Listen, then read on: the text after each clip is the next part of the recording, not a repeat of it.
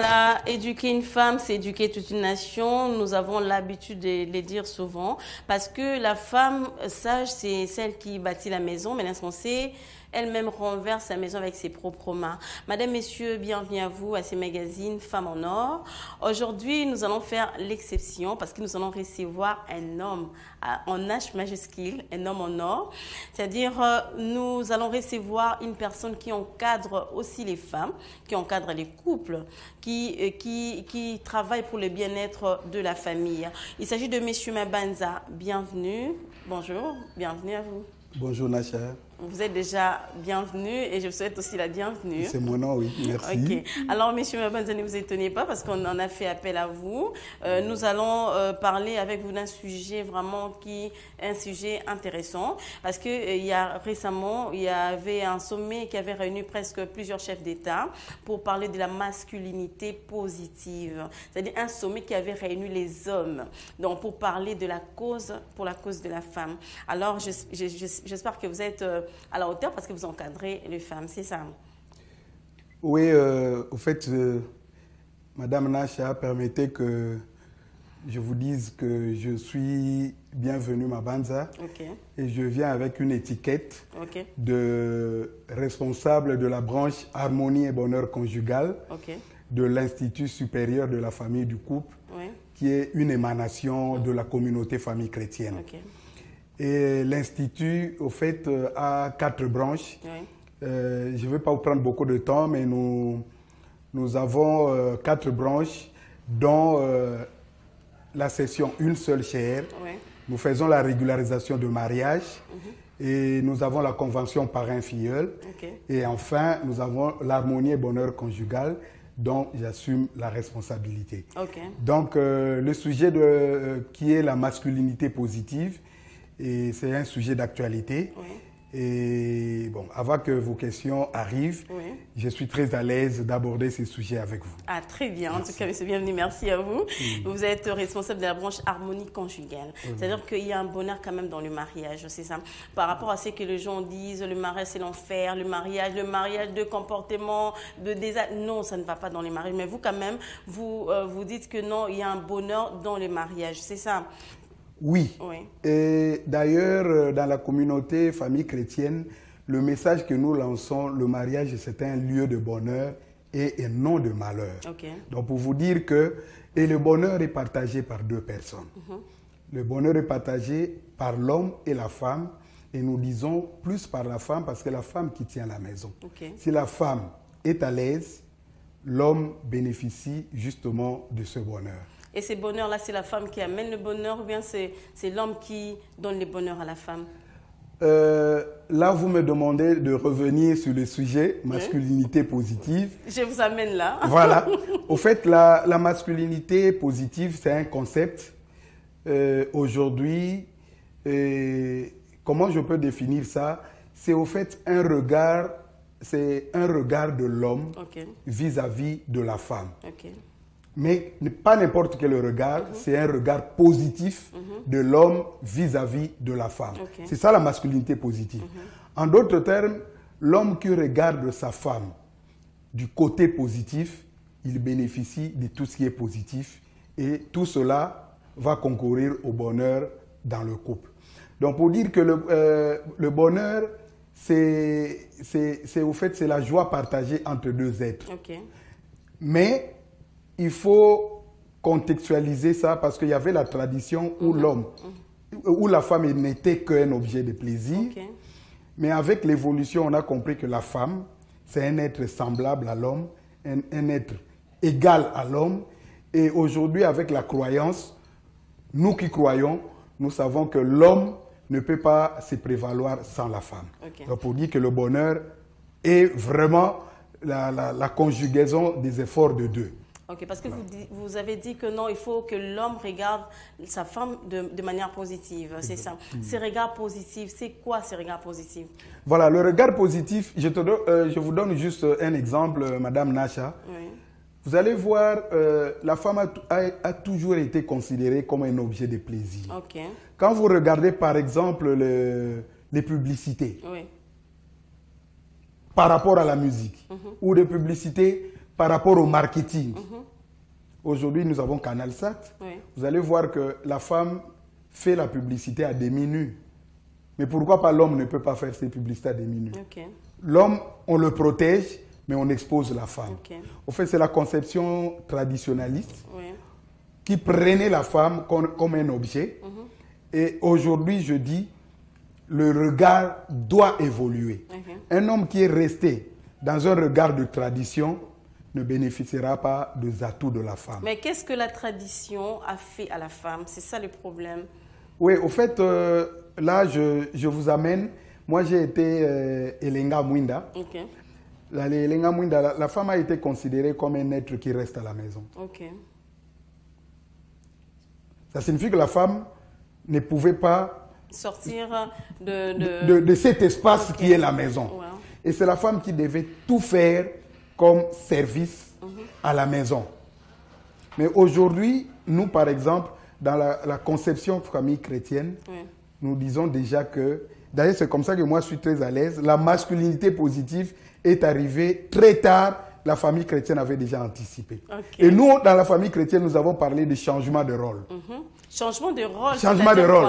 L'homme devient la femme devient l'homme. Voilà, nous avons dit ça. Okay. Et quand vous regardez la pièce de théâtre Ma famille, où l'homme lave les dessous de la femme, c'était tout un problème. Un problème sérieux. Un problème très sérieux. Mais nous, dans la famille chrétienne, nous avons compris ça plus tôt. Okay. Alors aujourd'hui, la masculinité positive, justement, quand elle arrive, cette masculinité, elle vient juste rejoindre l'idée de la famille chrétienne qui est l'idée de changement de rôle. Ça veut dire aujourd'hui, l'homme ne doit plus rester à la maison. La femme ne doit plus rester à la maison. Mais la femme, aujourd'hui, est appelée à apporter le bonheur. Et je peux me résumer, Nacha. Allez-y, papa. Oui, je peux me résumer pour que vous compreniez mieux. Oui, je comprends, oui. La femme dans la tradition était un être de reproduction pour avoir les enfants. Mais, des procréations. Des procréations. Okay, oui. Aujourd'hui, la femme c'est un être de production. Ah bon? La femme produit. Elle produit quoi? Mais justement, non seulement qu'elle reproduit les enfants, mais elle peut aussi produire, elle peut aussi apporter un voilà, elle produit le bonheur. Okay. J'ai dit ça en résumé, elle produit le bonheur. Le la bonheur, femme. c'est quoi? L'argent? Mais je donne un exemple. Ma femme aujourd'hui, ma femme Nelly, que je cite à passant, ma femme est directrice, non, directeur des ressources humaines au ministère de la décentralisation. Elle travaille. Elle apporte le savoir-vivre. Ça signifie qu'aujourd'hui, l'éducation de nos enfants est gérée par nous deux. C'est déjà une production. C'est la production même de l'éducation. Mais non, ça c'est l'éducation. Vous l'appuyez de façon qu'il apporte un peu du finance dans les foyers. Mais dans les foyers... Je parle même pas... L'aspect pécunier va arriver. Ça signifie que... Mais parce qu'elle n'aura pas le temps de s'occuper de son ménage. C'est ça le problème. Non, mais c'est faux. C'est comme ça que... D'ailleurs, Nacha, ça me fait plaisir. La femme aujourd'hui gère 5 aspects de choses dans le foyer. Allez-y rapidement, les 5 aspects. 5 aspects de choses dans le foyer. Il y a les finances. C'est la femme qui gère. Les finances et les biens matériels. Parce que ça crée toujours des problèmes, des conflits dans les couples. Les finances et les biens matériels. L'éducation des enfants. L'intimité conjugale. La gestion de la belle famille. La gestion de l'environnement. Ça se fait la gestion des amis et tout ça. C'est toujours la femme qui gère. La femme est au cœur de cette gestion. Ça signifie que la femme partage cette gestion. La femme est un co-gestionnaire de ces 5 aspects avec l'homme. Mais revenons. Ma femme qui travaille aujourd'hui, ma femme n'a pas démissionné de l'éducation ni de l'instruction des enfants. Parce qu'elle n'a pas le temps, elle est tout le temps partie. Non, mais elle sort le matin pour rentrer le soir. Quand elle va éduquer les enfants. Justement, c'est l'éducation erronée qu'avaient les hommes de la tradition. Ça signifie que quand une femme sort de la maison, c'est pour aller pavaner, c'est pour aller se prostituer. Demandez la question aux hommes pourquoi ils refusent que leur femme travaille. Allez-y, vous êtes un homme, vous pouvez répondre. Voilà, ils vont te dire, non. Si ma femme travaille, elle sera en contact avec les hommes, je ne veux pas. Elle sera exposée. Elle sera exposée. Il faut l'enfermer. Et les femmes qui sont... Ma femme est un peu claire comme toi. Et vous êtes trop Mais exposé. vous l'avez Hein. exposé. Non, pas du tout. Ah, non, mais- Il faut changer quand même de mentalité. Non, il faut demander. La Voilà. masculinité positive nous amène à changer La, de man- mentalité. la masculinité positive, justement, comme Oui, j'avais dit, oui. amène l'homme à avoir un regard positif. Ok. Mais l'homme d'antan avait un regard négatif Wow. de la femme. Voilà pourquoi l'homme d'antan ne pouvait pas laisser la femme gérer la maison. Ça veut dire que l'homme d'antan, c'est lui qui amène les finances et c'est lui qui donne, qui dicte tout. La femme n'est qu'une marchandise pour répondre aux désiderata de l'homme. Ok. Mais regardez, l'homme d'aujourd'hui est arrivé à la conclusion que si la femme gère bien les finances, Oui. c'est mon foyer qui devient stable. Ok. Il y a quand même des avantages à laisser la femme aller travailler et faire tout ce qu'elle veut, tout ça pour apporter des fiscs, pour contribuer aux besoins du ménage. Il y a quand même des avantages. Très bien. Ok. Je vais te donner en 2000, en 1999, comme Oui. disent les Français. Oui. 99, comme Ok. disent les Belges. Wow. La famille chrétienne a organisé la session une seule chaire qui avait un thème global, la crise économique et la responsabilité de la femme. Ça signifie qu'aujourd'hui, devant la crise économique, certains hommes se sont réveillés en retard. Ok. Mais nous, dans la communauté famille chrétienne, on avait déjà compris que une femme qui travaille et que l'homme qui vient en soutien à cette femme, ce foyer, c'est un foyer stable. Ok. Ça signifie que la femme aujourd'hui qui tient le finance, la femme qui cherche le pain pour ses enfants parce qu'il sait que son mari est chômeur, mais c'est cette femme-là qui a bien compris que le bonheur va passer par elle. Mais est-ce que vous ne pensez pas que cela va entêter les femmes? C'est ça le problème. Vous savez, quand une femme dirige, quand une femme a l'argent, elle devient impolie, elle devient imposante. Elle voilà, oublie même c'est comme ses ça que tâches, c'est oui. ça l'intérêt même de, c'est ça même l'intérêt Oui. de ma branche, de mon département Harmonie et Bonheur Conjugal. Et comment maîtriser Nous ces sommes là, femmes-là, oui. nous sommes là justement pour encadrer Oui. les couples, Ok. encadrer les hommes, encadrer les femmes, Oui. pour que les idées négatives sortent de leur cerveau. Ok. Et la communauté famille chrétienne fait du bon travail Wow. en disant une femme qui nourrit sa famille, une femme qui nourrit son homme ou son mari ne doit pas devenir orgueilleuse. Mais c'est ce qui s'est fait souvent, très souvent là. Ça c'est fait, mais justement, la Bible dit mon peuple périt par faute de connaissance. Nous nous donnons la connaissance. Osée 4:6, nous donnons la connaissance aux femmes et vous allez voir que la majorité des femmes de la famille chrétienne ont compris que nous sommes là pour épauler nos maris. Oui. Quand nos maris sont en difficulté, nous sommes là pour les aider.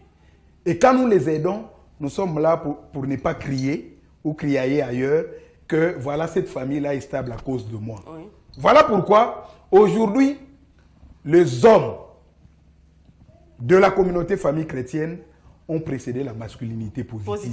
C'était bien avant. Bien avant. Donc c'est un peu une révélation que vous avez donnée. Hein, Pour nous, ouais. cette approche Oui. des 6 chefs d'État Oui. vient de renforcer l'apostolat de la communauté famille chrétienne. Ok. Et vient aussi aider quand même la femme. Hein. Viens, au fait, cette approche-là n'est pas trop étroite, hein. C'est Oui. une approche très large. Ok. Au fait, quand les chefs d'État ont parlé de la masculinité positive, c'est aussi pour protéger les femmes Et les enfants? et les enfants Ok. qui étaient aujourd'hui victimes De viols. Ok. de violences sexuelles et de Oui. viols. Oui. Vous avez appris à Oshwe, Oui. dans le Maïndombe, un professeur a violé Oui. une fille de 10 ans, Oui. de 4e primaire, et puis elle est succombée de ça. En fait, les chefs d'État ont anticipé pour dire que, attention, aujourd'hui, avec le développement intégral de l'homme, l'homme doit penser qu'il est égal de la femme. Ok. Et un homme qui pense qu'il est égal de la femme. Au fait, même Dieu, quand Dieu a dit que l'homme et la femme sont égaux, mais il a placé l'homme comme le chef, c'était juste de manière administrative. Ok. Ça signifie Donc que... on peut aussi inverser les rôles. On peut aussi inverser le rôle. Mais c'est pas biblique ça. Non, c'est biblique. Ok. C'est biblique. C'est biblique. Mais attends, je Et vais la te- femme est le chef de l'homme. Attends, je vais t'expliquer. Wow. Non, pas ça. Pas ça. Pas ça, c'est l'homme qui est le chef de la femme.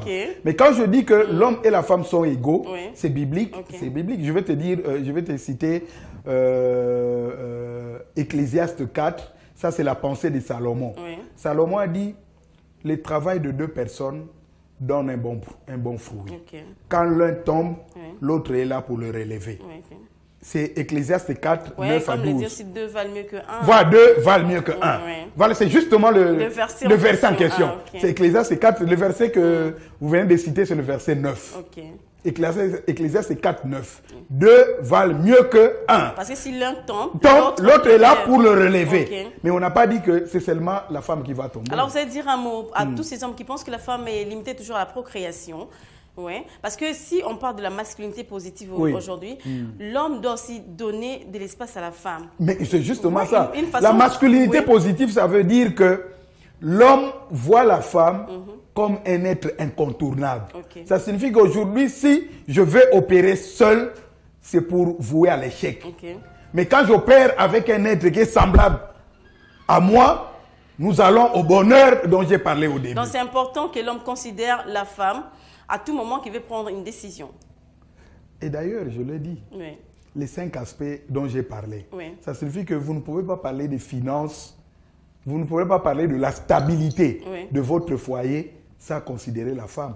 La femme a un avis à donner sur les finances et les biens matériels. La femme a un avis à donner sur l'éducation et les instructions des enfants. Mais la femme a même un avis à donner sur la sexualité. Parce que la femme d'antan n'était que là pour procréer. Elle n'avait pas un mot à dire. Même pour le nombre d'enfants. Même le nombre d'enfants. Tout ça, elle n'avait rien à dire. C'est l'homme qui décide tout. Et mes enfants vont aller en littéraire. La femme n'a rien à dire. Même si la femme... Mais qui est proche de l'homme? L'homme te dit, il ne faut plus aller voir ta famille. Nata, je vais vous dire une chose. Qui porte l'enfant pendant 9 mois? C'est la femme. C'est la femme. Qui sent le mouvement de l'enfant pendant 9 mois? C'est la femme. C'est la femme. Qui comprend mieux l'enfant pendant les 9 mois? La femme. Et quand l'enfant sort du ventre, du sein, qui comprend mieux cet enfant-là par rapport à ses gestes quand il est encore nourrisson? C'est la femme. Mais femme. On dit souvent que l'enfant appartient à l'homme. C'est ça le problème. Moi, j'ai porté l'enfant dans mon sang, je l'ai nourri, j'ai fait tout. Puis non, l'enfant, c'est pour le mari. Bon, et au fait, vous me faites rigoler. Non, je vais vous dire une chose. Je vais vous dire une chose. Nous sommes contre ceux qui disent, vous savez, quand un enfant échoue, ou un enfant qui devient bandit, c'est la faute à sa maman. C'est la faute à sa maman. Mais quand l'enfant réussit, c'est la gloire de son père. Nous sommes contre ça. Voilà pourquoi moi, dans l'harmonie et bonheur conjugal, je cesse de marteler cette approche pour dire que mettre en tête que la réussite de l'enfant, c'est du côté de l'homme, c'est faux. Donc, l'homme et la femme doivent contribuer à l'éducation des enfants. Les deux. Donc, si la femme travaille, l'homme aussi peut éduquer les enfants. Si la femme travaille, l'homme aussi peut préparer. Voilà. Laver les habits. Mais c'est là où nous avons parlé. C'est là où la famille chrétienne a parlé de changement de rôle. Ça signifie que les femmes qui allaient au travail et l'homme qui reste à la maison. Mais ça empêche à quoi? Ça enlève le diplôme. Ça enlève ton diplôme quand tu fais la vaisselle à la maison. Non, non, pas du tout. D'ailleurs, j'avais insinué ici que moi, je faisais partie de Bilenga Mwinda. Dans les Bilenga Mwinda, nous avons une mystique qu'on appelait mystique Salongo. Mystique Salongo veut dire que quand tu es un homme et que tu veux évoluer positivement, tu dois travailler. Tu dois travailler. Et quand aujourd'hui tu es mari, époux quelque part, ta femme n'est pas là. Tu vas laisser ta maison sale jusqu'à ce que ta femme va rentrer. Mais il y a des hommes comme ça. Mais justement, moi, je suis contre ces hommes. Ok, très bien. Alors, messieurs, bienvenue, Mabanza. Vous allez donner votre conclusion sur la masculinité positive. En tout cas, pour moi, ça me fait plaisir de voir un homme qui défend quand même la cause de la femme. Non, je défends la cause de la femme parce que la Bible dit. La Bible dit. Je le cite. Ceux qui m'entendent. Parce que je suis berger aussi de la communauté famille chrétienne. Ça, c'est son. Quand vous lisez le premier épître de Saint Pierre, de Saint Pierre, 1 Pierre 3, verset 7, on dit, Marie, tenez vos femmes en tenant compte de leur nature la plus fragile. C'est quoi? Ça veut dire que aujourd'hui, on dit que la femme, c'est un être fragile. Et l'homme est là pour protéger la femme. Voilà pourquoi aujourd'hui, Je donne un exemple. Dans les zones minières, les femmes qui vont dans les zones minières, ils sont sujettes aux violences sexuelles. Beaucoup, la plupart. On ne le protège pas parce qu'ils sont faibles, ils sont exposés. Oui. Ça signifie qu'aujourd'hui, si Pierre a recommandé qu'on protège la femme, moi je suis là pour protéger la femme parce que je sais que l'homme de nature, c'est un être agressif. Okay. Merci beaucoup, monsieur Bienvenu Mabanza. Merci en tout cas, vous avez été à la hauteur. Hein? Ça, c'est un plateau féminin, mais vous avez défendu les femmes, plus que même les femmes elles-mêmes. Très bien. Merci. Merci beaucoup, mesdames et messieurs. Nous avons eu l'insigne honneur de recevoir pour vous, monsieur Bienvenu Mabanza. Il est responsable de la branche harmonie et bonheur conjugal au sein de l'Institut supérieur de la famille et du couple.